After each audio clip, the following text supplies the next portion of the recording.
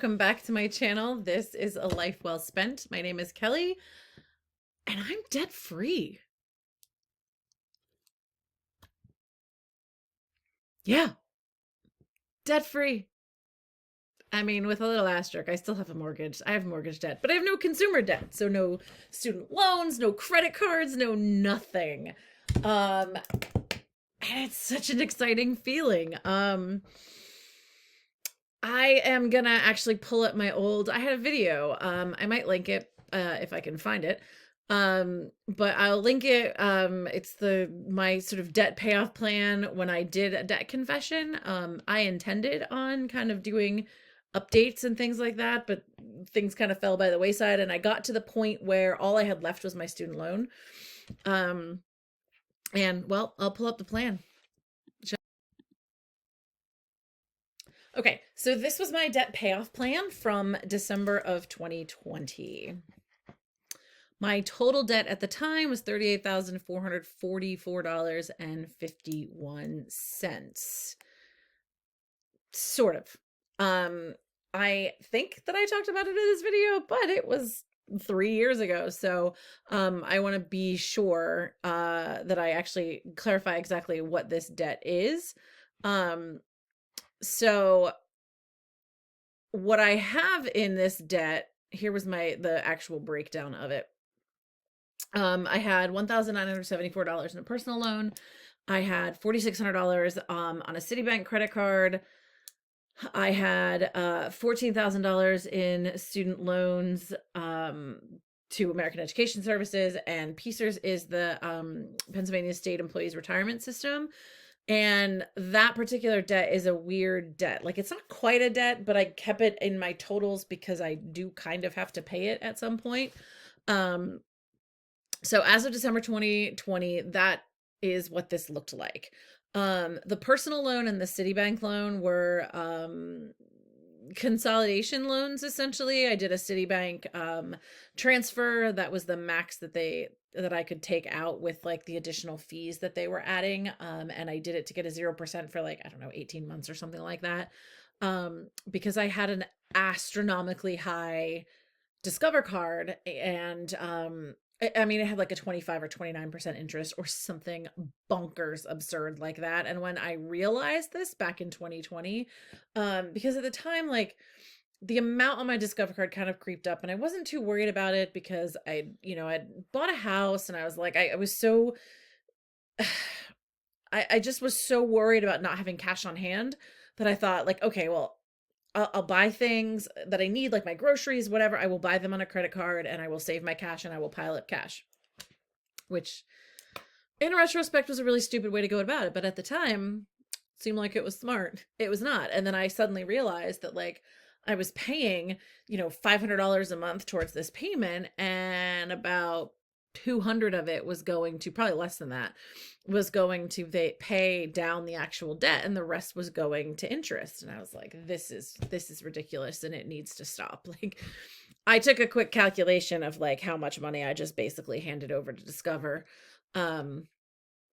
Yeah, don't love that for me at all. So I did a balance transfer, and then I got a personal loan for the rest of the amount, so at least I was paying less. The personal loan, I want to say, was like a 5 or 6%, but that beats 29. Yeah, lovely. So my plan was to put $1,400 a month, and I should say at this point I actually was working a second job. I had a job part-time teaching social studies online, and I was finishing up a master's program for educational administration. So I was doing this kind of on a teacher salary plus a part-time teacher salary.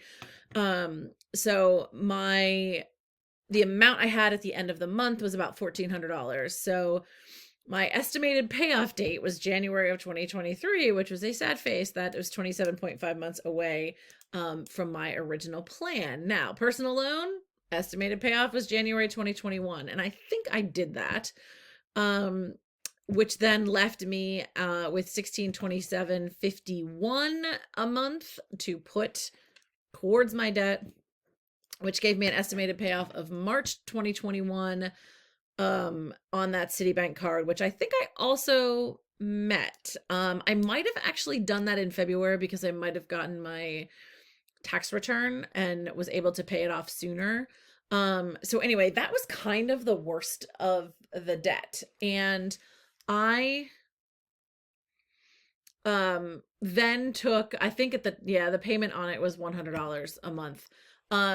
At that point, given the election and the push to do student loan forgiveness and things like that, I thought, all right, I don't want to keep paying these off only to find out that I spent 14 some $1,000s and I could have gotten them forgiven. So what I was doing instead was kind of piling up cash so that if forgiveness didn't come through, if the political nature changed a little bit, that it looked like that wasn't going to happen, I would have a pile of cash that I could just pay it off. And ultimately, what happened is I got loan forgiveness. So that was fantastic. Although I had paid on it enough so that by the time it was actually loan forgiveness, it was just a little over $12,000, which is awesome. I definitely got screwed in some ways, but whatever, I'll take it. It's better than nothing. I was in the public service loan forgiveness program, or I got in because of the COVID temporary public service loan forgiveness option. And they're supposed to pay you for any payments over 120 payments that you made. And two things. One, payments made during, well, there's about 15 months of payments that I don't think I stopped payment on because it was kind of set it and forget it. But I was taking grad classes enough to put my loans in deferment because I was taking enough credits to appear to be full time.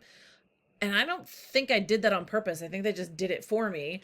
So I think those payments didn't count. I didn't see them anywhere when I looked at a payment count. I reached out to my initial servicer and they were like, we don't have a record of these payments. And I would have had to pay money to go back to my bank and have them dig up like the old history of payments. And I was like, I can't imagine that I didn't make those payments, but I don't know. Maybe I didn't. Too long ago to know, or be able to remember specifically one way or the other. And I thought, I don't want to pay this money and find out like I didn't. And the other way I kind of got hosed. I have a number of payments that I made through like 4 years of furlough that don't count. And that's kind of irritating because my actual total number of payments is something like 150 something or 160 something. And I should have gotten refunded or would have gotten refunded for anything over 120, except the fact that they're not qualifying payments because I was not at the time working for an organization that qualified for public service loan forgiveness. But where I say I feel like I got hosed was because I was furloughed, right? Like I didn't leave my job. They made me leave. Markets crashed everywhere. I got furloughed in 2011. It took me to 2015 to get another job in my field. It wasn't like for lack of trying. Everybody had to hire back the people they furloughed first. And then, you had to hope it was, especially at the secondary level, something had to be available in your subject area. It's not like an elementary teacher who could teach anybody from kindergarten to sixth grade. Like I'm a secondary English teacher and social studies teacher. So I added the social studies certification at that point. Really didn't have a lot of choice there.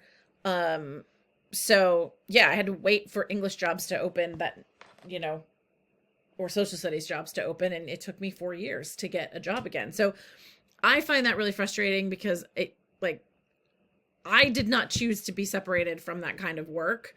And I could have chosen to put my loans on like a hardship deferral or something to be like, hey, I'm unemployed. I can't pay these, but I didn't want to do that.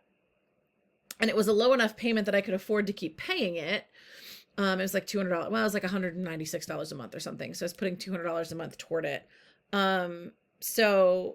But had I done a hardship deferral, like all of that would have been forgiven and that money still would have been in my pocket. So that kind of bums me out because that was probably close to like 10 grand that would be I would super love if it got refunded to me. However, I'm a little bitter about it. I reserve the right to be a little bitter about it, but I am thrilled that I got what I got. So that was all finally taken care of actually in December of 2023. So, woo! Once I got in the program and I knew it was just a matter of like making, a matter of time for payments and things like that, that everything kind of got going, then that was awesome. Really happy about that. And I'm so thrilled for everybody who's getting loan payoff. It's great. It's great. The whole system needs to be revamped, but this is just, it's step one. So that's great. So the last thing is my piecers. And so what this is it's kind of like similar to a 401k loan, but like it wasn't a loan per se. I worked 2 years out of the state and cashed out my pension, spent it. I didn't realize I could do anything else with it.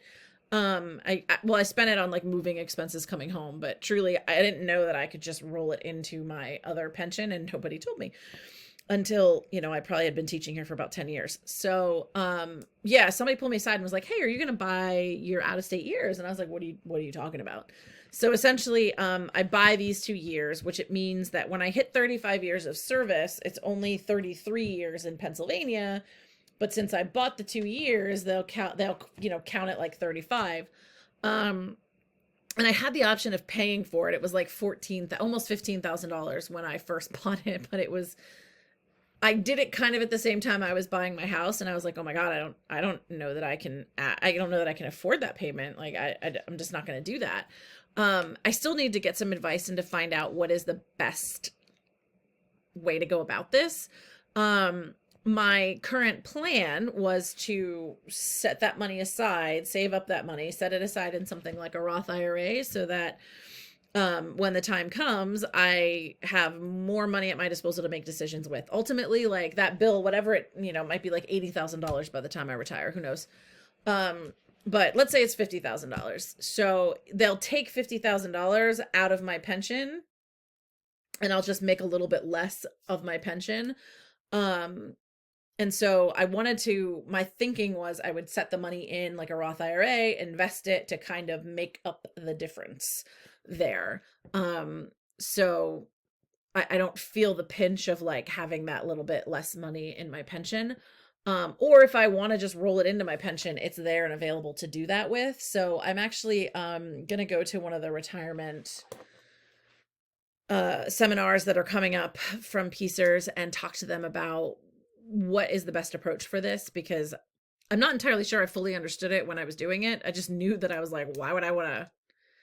I'm pretty sure that I would definitely want to pay this off, or I'm pretty sure I want to buy these years, because I'm fairly certain I'm going to get to a point where I'll be very mad at myself if I was like, if I just bought those years, I could retire now, but instead I have to work these 2 years again. So is what it is. I just don't know what is the best approach. Part of me thinks that I should keep this in cash, because if I roll it into my pension, I'll never get it back, right? But if I keep it out, I'll get less in my pension, but that money is mine. It stays mine. And it goes to my heirs when I die. So yeah, I don't really know what to do with that. I have to seek advice there. However, I consider it to be quote unquote paid off because I have enough money in my Roth IRA to cover it now. So that's exciting. I have more than that now, actually. So the original date was January 2022. And I think I got there, it went up a little bit. It went up to like 18 something. It goes up like $400 some a year. So it's like 18.5 now, maybe something like that. But I still I have enough in to cover it. Took 3 years of maxing out Roth IRA contributions, but I got there. So all of that to say, other than my mortgage, I'm debt free. And if I sell my house before buying another house, I will have a moment where I'm like totally debt free. I don't really plan on doing that or anything. Just, I don't plan on staying in this house, or I would start attacking the mortgage, but at this rate, I don't want to tie money up into it. If I'm going to put money into something, I think I'd rather like put it in a high yield savings account or something like that to use as a down payment on a different house, because I don't necessarily plan on staying in my job. Um, I really love my boss, but my boss is only going to be around for a couple more years, so I could see myself exiting when my boss exits. So yeah, you just don't really know what kind of opportunities will come up, and that's where I'm at as far as that goes. So I don't really want to keep like shoveling money into my house. It's kind of overpriced now. So close. I wish I had a place to go during COVID, because that would have been a good idea to sell it then, because it would have been way overpriced and somebody else's problem. I don't know that I'll get that price again, unfortunately. That's life. It's an old house. It's just not going to go up that much in value because of how old it is. So it's like 120 some years old. Anyway, all that to say, I'm debt free, except my mortgage. I'm consumer debt free. No more credit card debt. No more student loan debt. No personal loans. No car debt. Although I haven't had a car payment since like, I don't know, 2011 maybe. The current car I'm driving, I paid off a while ago, and I love it, so I'm going to drive it until the wheels fall off. So yeah, so no car payments, no nothing. It's great. It's a really, really great feeling. And I've gotten myself to a position where like when people talk about their debt and their payments, like I get anxiety for them. I'm like, you should do something about that. But I'm glad to be in that position. I, was able to quit my second job that I could not stand. It was starting to like suck the life out of my soul. And do something else with my time, get my time back. That was nice. And I've got my money back now. So hallelujah. So thrilled. So thrilled. That's it for this video. There's not going to be any more debt payoff videos, but there still will be budgeting videos and things like that on this channel. So if that sounds like something that is interesting to you, please subscribe. If you have any questions about the debt payoff journey or anything like that, leave me a comment, ask away. Thanks so much, guys. Bye.